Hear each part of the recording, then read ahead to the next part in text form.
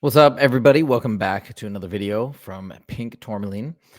And today's video is going to be about the beginning of my exploration of world religions, in particular through this book called 12 Major World Religions. And even though I don't consider myself a member of one particular religious faith, any of the really well-known ones, I was raised in Islam.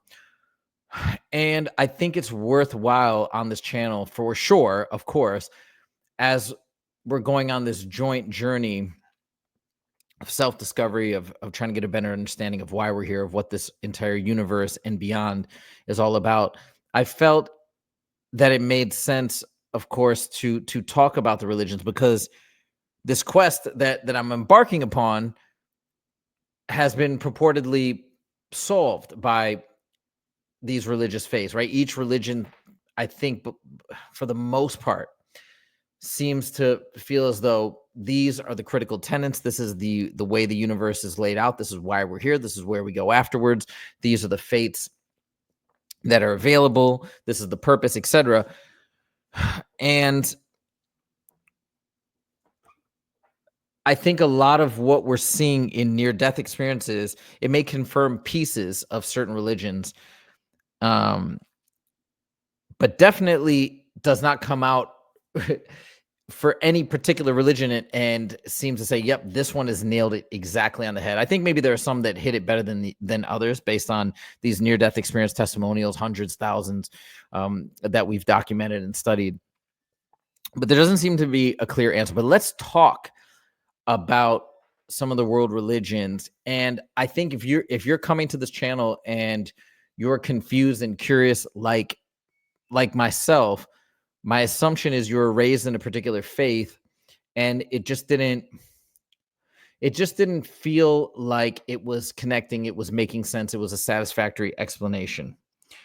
Now, there's a couple of reasons why this is. So if you think about the way we approach religion, it's like a very backwards approach compared to anything else that we learn or try to get information about in life. And by the way, I don't see any reason why understanding afterlife, our purpose on this earth, the fate that lies beyond this physical life, why that is not a scientific question. It's a scientific question. It's a question about the nature of reality. Where do our energies go after this? Just like, where would we go tomorrow if X, Y, or Z happens? I mean, these are things that I think need to be contemplated through a scientific lens. And when I say scientific, I know that there seems to be this hard line in the sand about science and religion, and they shouldn't overlap or intersect, but I feel like that's an artificial line that's been drawn just to essentially keep people happy, keep people from getting upset over contradictions between religion and science and not knowing where to go. And also because of the fact of the way that religion has developed, it's like everything for a lot of folks, not all folks, but a lot of folks, everything in their particular book of faith has to be exactly true because it's straight from God, straight from the divine, and there can be no mistakes. And so when there are these little issues or supposed like mistakes or incongruencies, everybody gets quite upset. But think about it like this too: we're usually buying in wholeheartedly into one particular theory, one particular religious faith from birth. And some people call it indoctrination, some people, whatever you want to call it, doesn't matter. But you sort of come in with this heavy bias based on what you've been told by your parents without really much ability to question or think about other options, other alternatives, what things don't make sense, why do they not make sense, what are the reasons behind it. So then most people, when they actually start to embark on a religious journey themselves or spiritual journey or whatever you want to call it, they have this massive inherent bias that exists that is going to, of course, is going to cloud everything. It's going to make it difficult to step outside of that box and to think independently. And even I remember for me even, and my mind's not made up. I'm still learning as we're going along. But even for me originally, when I started wondering, man, how can I be in the right faith? But then all the kids around, and my faith is claiming that it's a big problem if you're not a part of this faith and you're not beholden to this particular prophet. But then I have so many friends that are outside of my faith. Like, how do you reconcile that? Especially if you grow up in a diverse community. It'd be one thing if I grew up around all folks that thought exactly the same way as I did. That'd be easy. But it made it very difficult for me to wrap my head around. And now, in retrospect, that was a massive blessing because I feel like it got me thinking about this constantly. But anyways,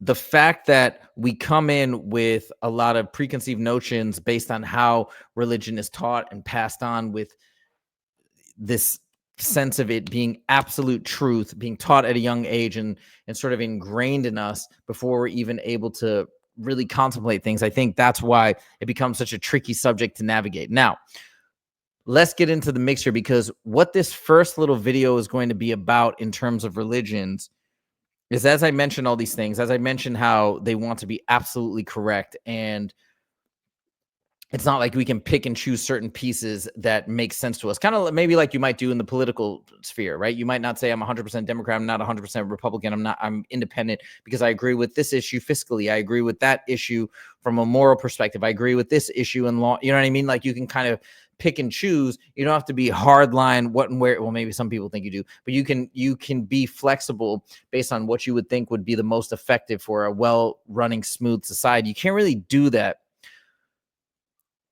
with religions, and that's what creates the problem. And the other issue is there's incompatibility. So if you're falling into this category of saying, yes, this has to be absolutely true, and then that really prevents you from looking elsewhere because of the inherent contradictions amongst the different faiths. And we're going to talk about that right now. That's this little excerpt, this first excerpt that I wanted to share in the introduction of this book. I thought it was really interesting. So we're going to go to this first slide. We're going to kind of go through some of these little contradictions that I thought were really interesting. These are the things that got me thinking at a young age. So it said the monotheistic faiths of Judaism, Christianity, and Islam insist there's only one true God, versus Hinduism posits hundreds, thousands, or even millions of gods and goddesses. Buddhists and Jains don't believe in a supreme deity at all. So these are all very fundamental key differences amongst these different faiths. I mean, how do you reconcile that? Unless you're willing to say, think about other scientific endeavors. You might have competing theories. Hey, we have the Big Bang Theory. We have other, whatever the theories might be, but they're working on it. They're trying to prove their theories. They're trying to uncover new information. And then if it comes out that one theory is clearly correct based on enough scientific study and research, the other theories are discarded. But that doesn't happen in religion. There's no discussion or dialogue of being like, okay, we think there's one God, you guys think there's multiple, you guys think there's none. Let's figure it out. It doesn't seem to work like that. And we're just at this stalemate and standstill, and you have to just pick amongst these that seem to have this massive fundamental disagreement. I have heard, though, and this is, again, I'm quoting from this book, I have heard, please let me know in the comments if you guys disagree with anything that's stated here, or say, hey, I'm an expert at Hinduism and I know that they say it's polytheist, but in actuality, these are all just different representations of a singular deity, which I have heard before. So I'm not an expert. Please correct me if I am stating anything that you fundamentally disagree with and have good reason to believe that I'm incorrect. So this is one of these examples. Next, Protestant Christianity teaches that the soul's salvation from sin comes through faith alone in Jesus Christ. Buddhism rejects the idea of an eternal soul and barely acknowledges the need for salvation. If it arrives, salvation comes from within. So very interesting. Going back to this notion, when you talk about Protestant Christianity, I remember that was a very interesting thing to me. Just using my logical brain, not trying to look, if it's right, it's right. And I can't argue with that. But if just using my logical brain on this planet, it seemed strange to me that, because it's like, if you're thinking you have one life and you come here for that one life, and then the objective is you have two possible destinations, A or B, and you're trying to get to option A, right, which is the good place. Option B might be the bad place. It never just seemed to resonate with me on a straight logical level that it's just this, and again, it's faith. So what does that mean? You believe in Jesus Christ, that he existed, that he's the salvation, that he's God incarnate, and then you do that, and that's it. Then the entire objective is met. You make it to the good place. Like, I don't know. You guys tell me if you agree or disagree. Obviously, loads of devout Christians will probably disagree and say that makes absolute sense. But yeah, these are the things that I always thought about when I was a kid. And it just didn't really make any logical sense. Plus, what if you're not exposed to Christianity at the right time or the right age? Like, there's just so many factors. So really, and please believe me that I'm not trying to be critical here. These are just I'm just being totally open and honest as to these are the things that I thought about growing up that didn't seem to make sense to me. But anyways, I digress. Another interesting point that the books make is Muslims submit to the will of Allah, that's just God, to avoid eternal punishment and find paradise after death. So we talk about this notion of hell, essentially, when they're talking about eternal punishment. Devout Hindus and Jains don't believe in a heaven or hell, hoping instead for eventual liberation from the cycle of reincarnation. Very interesting.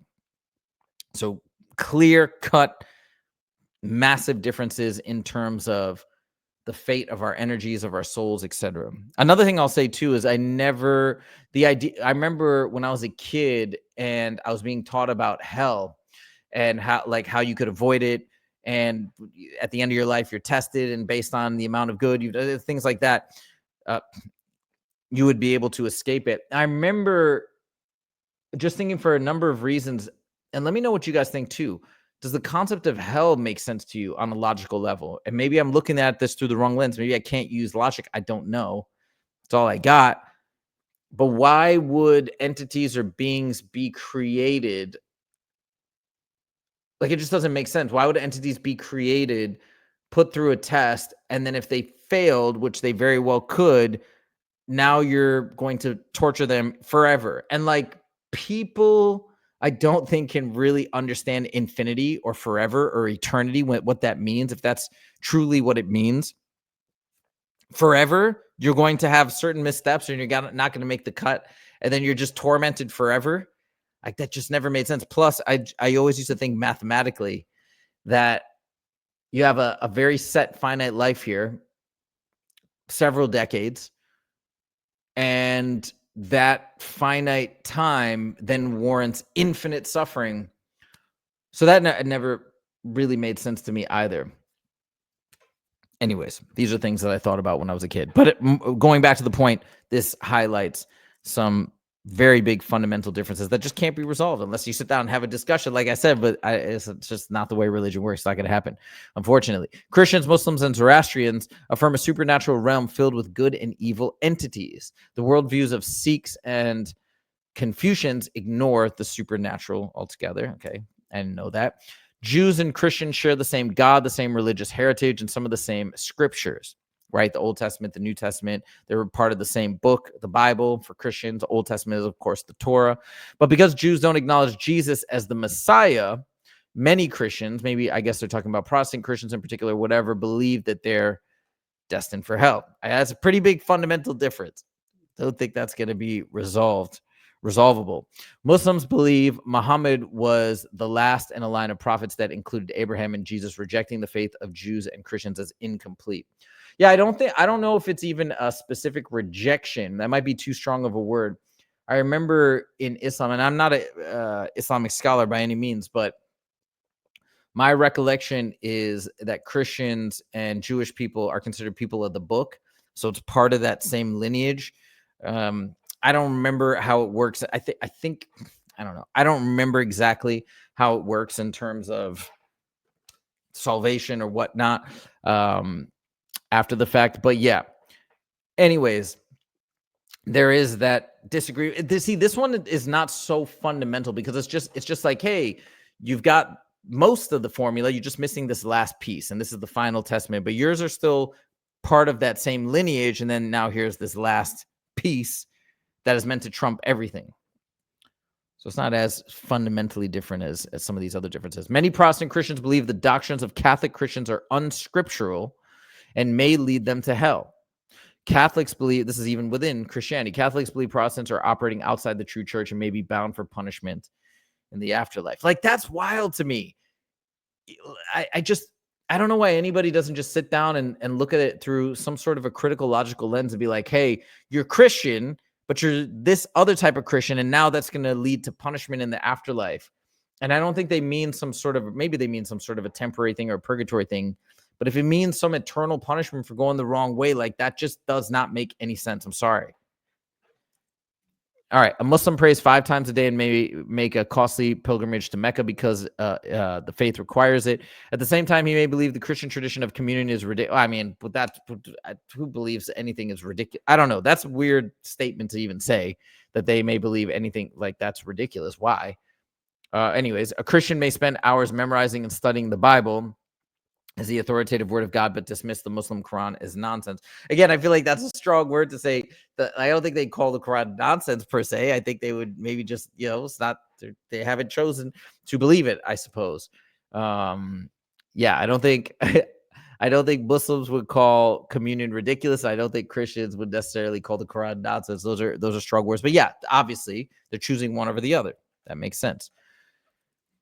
So, anyways, these are some of these key critical differences. And as I've mentioned, there's no discussion, there's no debate, there's no resolution of being like, we after thorough consideration, analyzing the scriptures and analyzing evidence that we've gathered today, we've realized that praying 5 times a day is excessive and it should be, or we've realized that the Quran, these portions of the Quran are actually legitimate, and but this is not going to happen.